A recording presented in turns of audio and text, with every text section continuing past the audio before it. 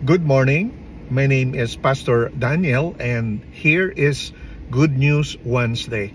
The good news that we celebrate today comes from our reading this morning, Hebrews chapter 10, verse 19 to 39. It is good news that flows out of Christ being the great high priest who makes a better covenant and who also has offered a better sacrifice. You know, the Bible does not discount the importance of the work of priest, and in fact, the Word of God calls us spiritual priests. Now, every Christian is a priest called by God to serve in a spiritual house, but different from the way that human priests have done before.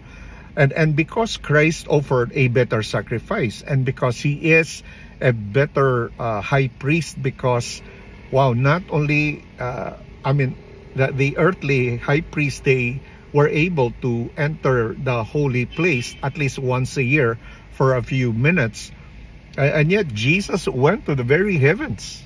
He went into the heavenly temple, the heavenly sanctuary, which was mirrored by the earthly sanctuary dito sa mundo.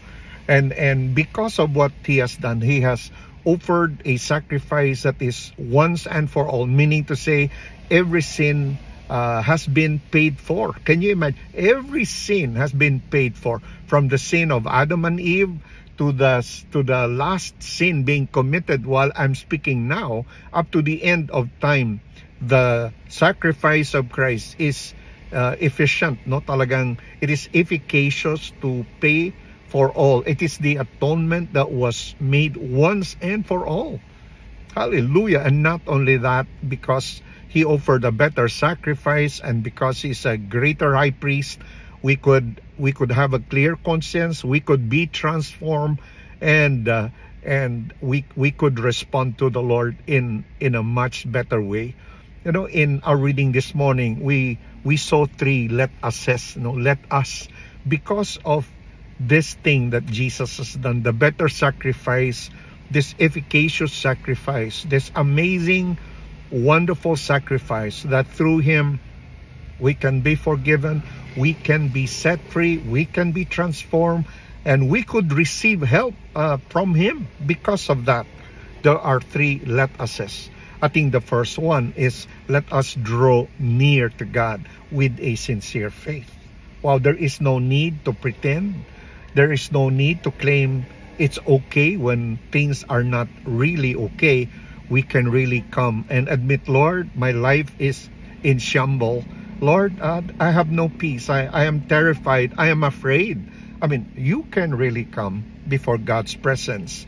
And because of who He is, He hears you. Then you can come to Him, draw near to Him every day. You can be near the Lord, as I have experienced all the years. For 5 decades that I've been following Jesus, this is a real experience. The second let us is the exhortation to not let go the hope that we have in Jesus. You know, when you experience difficulties and trials, when you experience failures in life, it is so easy to lose our hope. And yet the author is telling us, because of who Jesus is, because of what you have in Him as our great high priest, you don't need to let go the hope that you have in Him. And I'm telling you, a lot of people today are losing their hope. They think they have reached the end of their journey. I think they have done everything they could, and there is no hope. And our great high priest, the very Son of God, who took human form and who died, who came and lived a perfect life and died a perfect death and offered the sacrifice that is sufficient for us. He tells us, no, don't give up, because if you remain steadfast, if you allow me to do what I intend to do with you, you won't lose hope. You will not regret trusting me when life has become difficult for you. And thirdly, finally, the third let us is that we are invited to be an instrument of encouragement to others. Let us look for ways to spur one another towards good works. I love this last part, Meaning to say, when you have received the blessing of Jesus being your great high priest, you are empowered by this reality, and by the power of the Holy Spirit, you receive empowerment so that you don't need to be hopeless. You don't need to think you're a victim. I mean, you don't need to feel that way anymore, because in Christ you have what you need. And so you could be an encourager. You could be someone, you could be a shoulder on, to whom people could lean on. You could be the ear, you could be the eyes, you could be the heart, you could be the hand, you could be the feet that God could use to encourage someone. I pray today that this good news will brighten up your day. There is no brighter day other than the brightness that Jesus brings to us.